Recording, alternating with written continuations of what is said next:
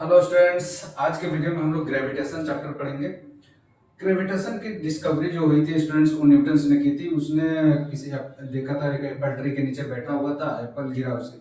देखिए एक्चुअली उसने बहुत सारे ऑब्जर्वेशंस के बाद इसने लॉ दिया था। उसने गैलीलियो के बहुत सारे ऑब्जर्वेशन, गैलीलियो ने बहुत सारे डेटा कलेक्ट करके रखा था, उसका ऑब्जर्वेशन किया। उसके बाद उसने केप्लर्स लॉ का ऑब्जर्वेशन किया।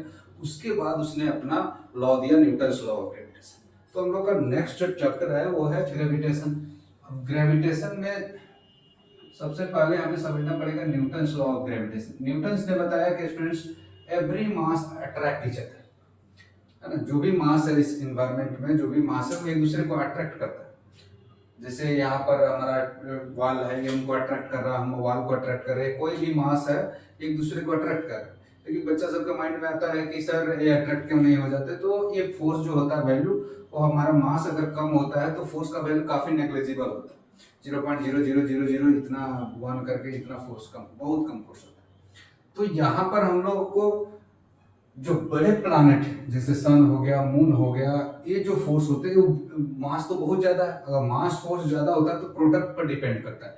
न्यूटन ने बताया है कि फोर्स जो होता है दोनों मास के बीच, वो डायरेक्टली प्रोपोर्शनल होता है प्रोडक्ट ऑफ देयर मासेस। मतलब जितना ज्यादा प्रोडक्ट होगा मासेस का, उतना ज्यादा ग्रेविटेशनल फोर्स, और inversely proportional to square of their centre distance. अगर ये मास यहाँ पर है, एक मास यहाँ पर है, तो इसके डिस्टेंस पर भी डिपेंड करता है, square, inversely proportional square of centre distance.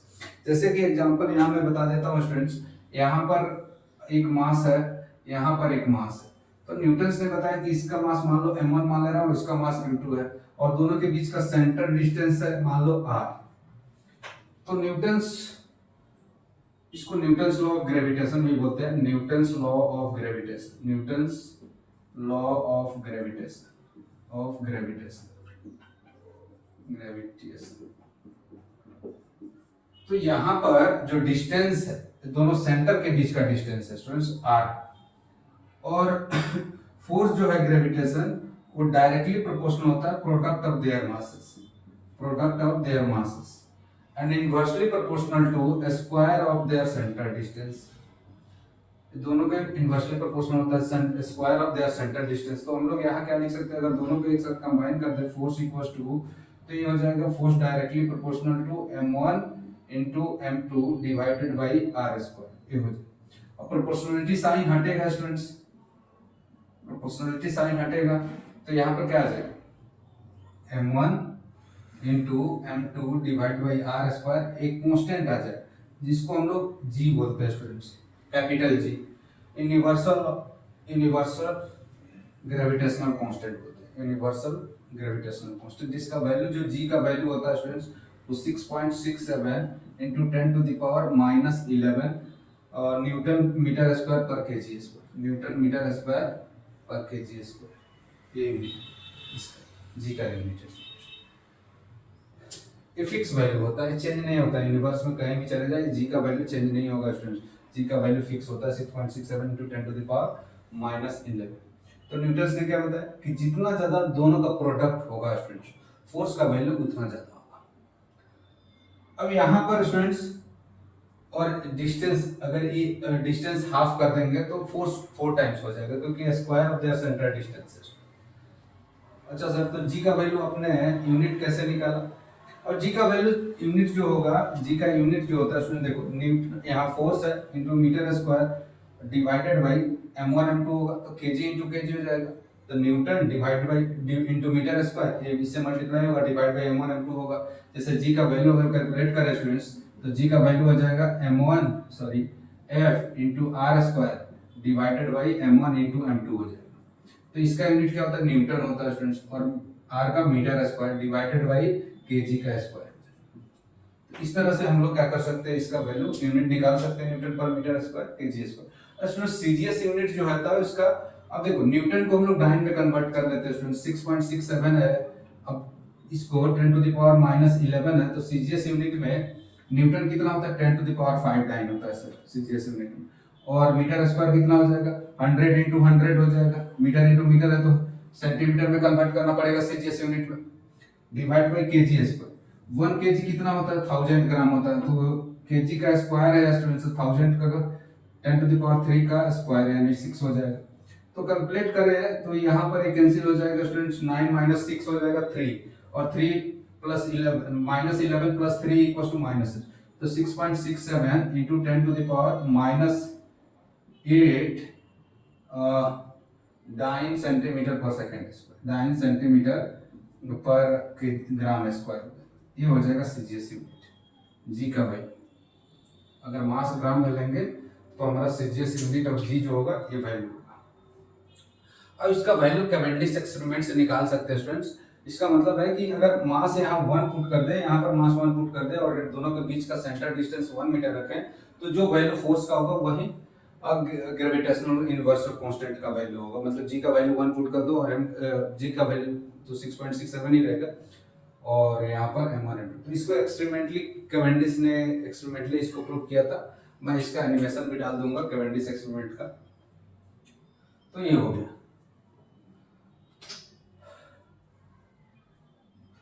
ये हो गया हमारा बेसिक स्टूडेंट्स कि न्यूटन्स लॉ ऑफ ग्रेविटी। अब इसमें एक बात और ध्यान रखना है, इसको नोट कर ले आप लोग।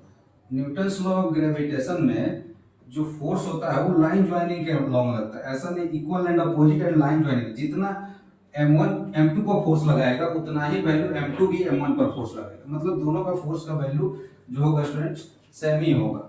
ऐसा नहीं होगा कि फोर्स का वैल्यू एक पर ज्यादा हो गया एक पर कम हो गया, ऐसा नहीं होगा। दोनों पर फोर्स जो होगा इक्वल एंड अपोजिट आएगा और सेम ही होगा। ठीक है, वेट अ मिनट स्टूडेंट्स।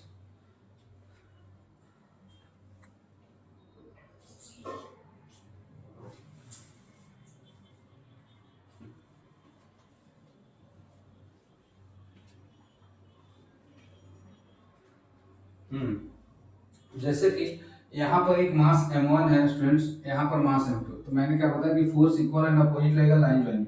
ऐसा नहीं हो सकता कि फोर्स इस पर इधर लग रहा है और इस पर फोर्स इधर लग रहा है।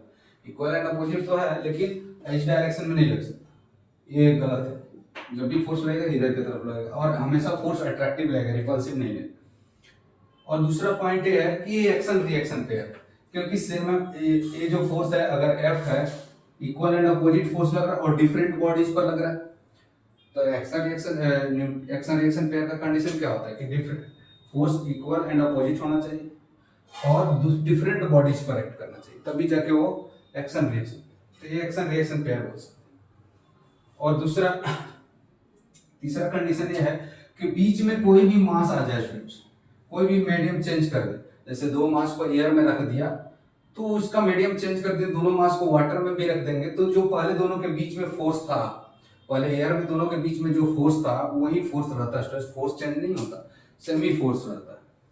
तो ये हो जाता है हमारा तीसरा कंडीशन। चौथा कंडीशन ये है कि बीच में मतलब कोई भी मीडियम आ जाए, जैसे मान लो एक सेलेस्टियल बॉडी कोई भी बीच में आ गया, जैसे अर्थ और मून, अर्थ और सन है, तो अर्थ और सन के बीच में अगर मून भी आ जाता है या कोई दूसरा बॉडी आ जाता है, तो उसके बीच में जो फोर्स लग रहा था इसके बीच में स्टूडेंट्स, इसके बीच में जो m1 और m1 जो m2 पर फोर्स लगा रहा था और m2 जो m1 पर फोर्स लगा था वो चेंज नहीं होगा, वो चेंज नहीं होगा उससे। जैसे मान लो ये F1 फोर्स लगा रहा था, दोनों F1 F2 फोर्स लगा रहा था स्टूडेंट्स, तो यहाँ पर तीसरा बॉडी जो आ गया ये इस पर फोर्स लगाएगा। ऑब्वियस ही बात है कि ये इस पर फोर्स लगाएगा, मान लो m3 मास है तो ये फोर्स लगाएगा इस पर, ये भी इस पर फोर्स लगाएगा F3, और ये इस पर फोर्स लगाएगा, ये इस पर फोर्स लगाएगा और ये इस पर फोर्स लगाएगा। लेकिन इन दोनों के बीच जो फोर्स था स्टूडेंट्स पहले से, वो फोर्स चेंज नहीं होगा, वो फोर्स सेम ही रहेगा, जितना पहले फोर्स था उतना ही फोर्स का वैल्यू रहेगा, वो चेंज नहीं होगा। ठीक है, इसका मतलब मैंने क्या बताया कि एक्शन रिएक्शन पेयर है, क्योंकि equal and opposite different bodies पर लग रहा है, इंटरपेयरिंग मीडियम पर डिपेंड नहीं करता, मीडियम अगर चेंज कर ले तो इन दोनों के बीच का फोर्स डिफर नहीं करता, सेम ही फोर्स रहता है। मीडियम चेंज कर बीच में कोई अदर बॉडी आ जाता है तो इन दोनों के बीच जो फोर्स लग रहा था उतना ही लगता रहेगा, वो चेंज नहीं होगा। ये चार कंडीशन। ठीक है, तो इसको याद रखना, इस पर बेस्ट क्वेश्चन पूछेगा, बेसिक चीज है ये।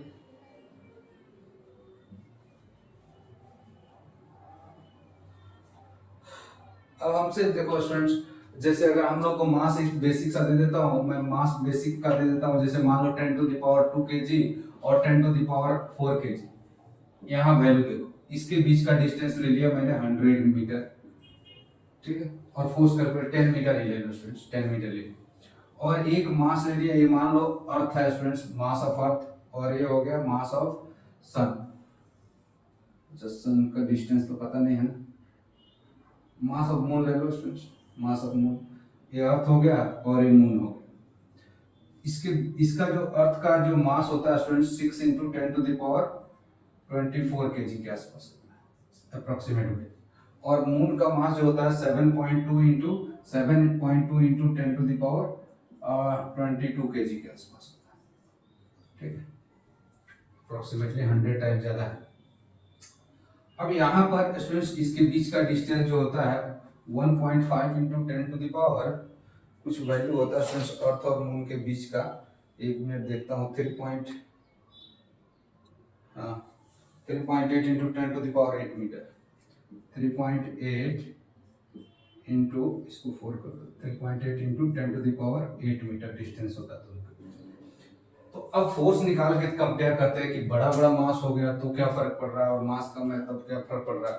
तो यहाँ पर अगर वैल्यू केस 1 में कैलकुलेट करें तो कितना आएगा student, G mass 10⁻2 m1 10⁻4 divided by r square 10 का स्क्वायर, तो ये कैंसिल हो गया, तो ये वैल्यू आ गया 10⁻4 g, और g का वैल्यू काफी कम होता है 6.67 इंटू 10⁻11, पुट कर दो यहाँ पर, और ये हो जाएगा 6.67 इंटू 10⁻11, ये वैल्यू g का ही बहुत कम है इसलिए वैल्यू कम हो जाता है, तो ये कितना हो जाएगा 6.67 इंटू 10⁻, अब चलेगा -7 न्यूटन, ये बहुत ही कम वैल्यू है स्टूडेंट्स, देख सकते हैं नेग्लिजिबल वैल्यू। और यहाँ पर कैलकुलेट करें तो g mass of earth 6 into 10⁻24 into mass of earth कितना 7.4 इंटू 10⁻22 डिवाइडेड बाई 3.8 इंटू 10⁸ का होल स्क्वायर, इस तरह से कैलकुलेट कर सकते हैं। तो इसका जो वैल्यू आएगा अप्रोक्सीमेटली वैल्यू जो आएगा स्टूडेंट्स 2.2 इंटू 10⁻20 न्यूटन अप्रोक्सीमेटली, मैं लिख दे रहा हूँ 2 इंटू 10⁻20 न्यूटन। अब ये देखो ये कितना टाइम्स इससे ज्यादा है स्टूडेंट्स, 10⁻17 टाइम्स ज्यादा है, 10⁻27 टाइम्स ज्यादा है। तो ये सोचो कितना ज्यादा, ये फोर्स कितना ज्यादा है और ये फोर्स कितना कम है। तो जितना ज्यादा मास बढ़ेगा स्टूडेंट्स, प्रोडक्ट जो होगा वो जितना ज्यादा वैल्यू बढ़ेगा तो वो बढ़ता जाएगा, है ना। तो सिमिलरली जो होता है स्टूडेंट्स मास पर डिपेंड करता है, प्रोडक्ट पे मास बढ़ जाएगा उस पर डिपेंड नहीं करता। अगर एक मास बहुत कम है एक मास बहुत ज्यादा हो तब भी नहीं, जो दोनों का प्रोडक्ट ज्यादा होगा तब वैसा होता है स्टूडेंट्स। जैसे देखो एक एग्जांपल लेके समझाता हूँ स्टूडेंट्स, इसको मैं ताकि आपको अच्छे से समझ में आ जाए। एक मिनट,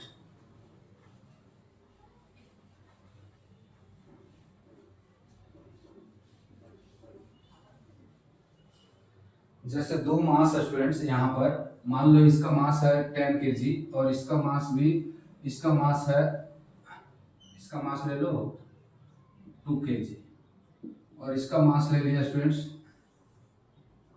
21688, ठीक, इसका मास ले लिया 14 kg, ठीक है। तो इन दोनों का अगर डिस्टेंस सेम रखना हो, डिस्टेंस सेम रखना हो तो प्रोडक्ट निकालूंगा m1 इंटू m2 तो कितना होगा 14 इंटू फोर्स डायरेक्टली प्रोपोर्शनल रहता है डिस्टेंस सेम। अब इसका मास घटा दो स्टूडेंट्स, इसका मास कर दो 3 kg, इसका मास कर दो घटा के, दोनों का सम का मास जो है 16 kg। अब मास इसका कर दिया 15 kg, सॉरी 13 kg, अभी भी 15 kg मास उतना ही है, लेकिन देखना प्रोडक्ट चेंज हो जा रहा है, ये 13 इंटू 3 हो जाएगा। फिर सिमिलरली इसका मास घटा के कर दिया सीधे, अब मैं 4 कर देता हूँ, इसका मास घटा के कर दिया स्टूडेंट्स, इसका मास घटा कर दिया 4 12, तो ये हो जा रहा है 12 इंटू 4 वर्ग, ठीक है। सिमिलरली यहाँ पर देखें स्टूडेंट्स, तो ये मास हो गया मान लो 6 kg और ये हो गया मान लो 10 kg, तो अब हो रहा है 6 इंटू 10, ठीक है, 60 हो गया। अब यहाँ पर दोनों का मास इक्वल कर दे रहा हूँ, दोनों का मास इक्वल कर दे रहा हूँ, दोनों का मास, इसका मास 8 kg और इसका मास 8 kg का, तो कितना आ रहा है 64, 8 इंटू 8 64।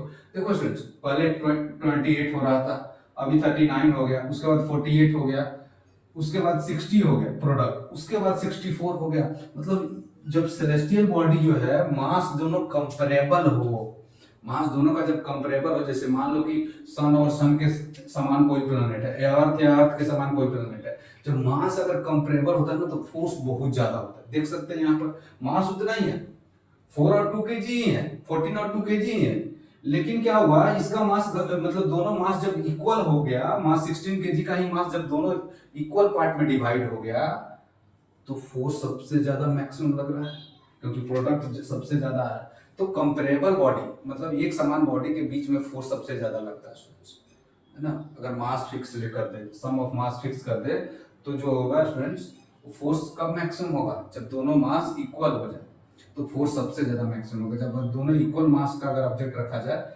अगर मान लो कि टोटल मास हमें 20 केजी, तो बताओ कि फोर्स कितना मैक्सिमम होगा अगर दोनों को अलग अलग सेपरेट कर दें। इस तरह से उसको कट करना है कि दोनों के बीच फोर्स मैक्सिमम हो, तो दोनों को हाफ हाफ कट कर देंगे तो मैक्सिमम होगा फोर्स दोनों के बीच में, है ना। दोनों के बीच में फोर्स मैक्सिमम, तो इस बात का ध्यान रखना है।